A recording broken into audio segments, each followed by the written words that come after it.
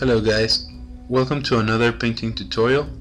This time I'm going to paint a Plague Marine of Nurgle for a Chaos Space Marine army. This time I used another technique to weather the bolter and other iron parts on the miniature with pigments, and you will learn how to use them on this video. Please, I invite you to like the video, comment if you like it, and please subscribe if you want more videos.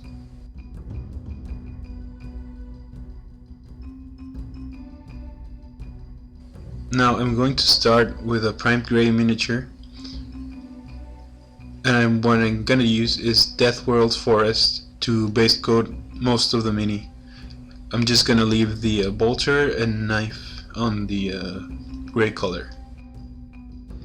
To do this, make sure to thin down your paint enough so that it doesn't cover the details of the miniature, and just go all around the miniature and apply it with a base coating brush.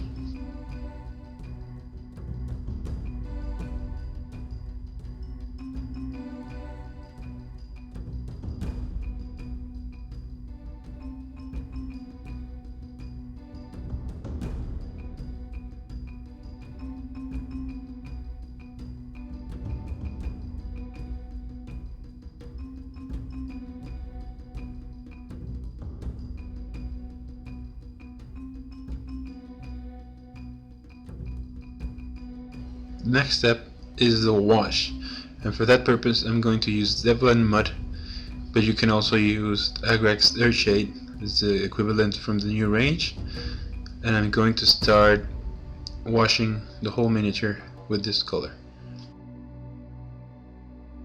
This step is very simple, it's just mopping the wash all over the miniature, trying to get into all of the cracks and crevices, and try not to let any of the green color behind just as it is. Just cover it all with the wash, and the wash will do its job and get into crevices and tint the whole miniature in a brownish tone. This step will give the miniature some instant shading, and this is gonna look very good already.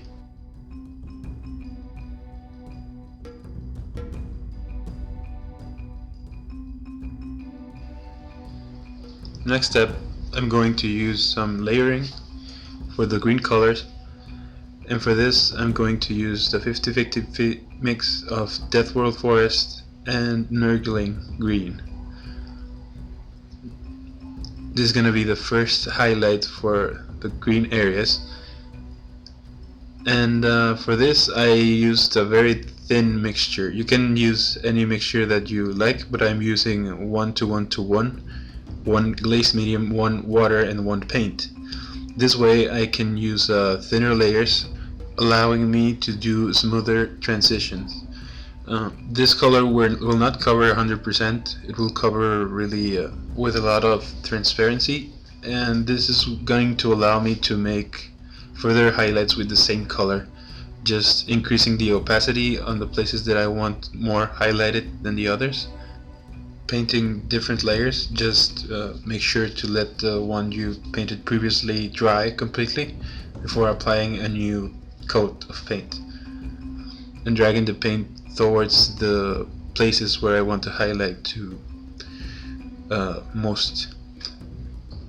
If you're not comfortable with this, you can decide not to thin down so much your paint, and this will speed up your painting process with maybe less quality to it. In this new scene, you can see me applying a second coat with the same 50-50 mix on the already highlighted areas, but this time it's more opaque because the previous color was thinned down so much. It was rather transparent, and applying a second coat of the same color is actually another highlight for the same color. And as I said before, if you don't want to achieve this much quality, if you have to paint a lot of these guys, maybe you could use the colors more less diluted, and it'll work just fine. Just remember that the transitions may not be very clean, But anyway, it doesn't matter since this is a Nurgling marine. It's supposed to be kind of splotchy and not at all clean. My next step, I'm going to use Nurgling green, and again I'm going to thin it down with 1:1 ratio of paint, glaze medium and water, and I'm going to apply a third highlight on the places that I can find more exposed to light and the edges of the miniature.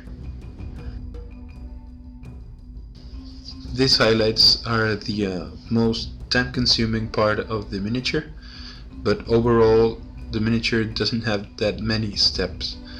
It's actually, I find it quite easy to paint this miniature, and I think it'll be not very time-consuming to paint.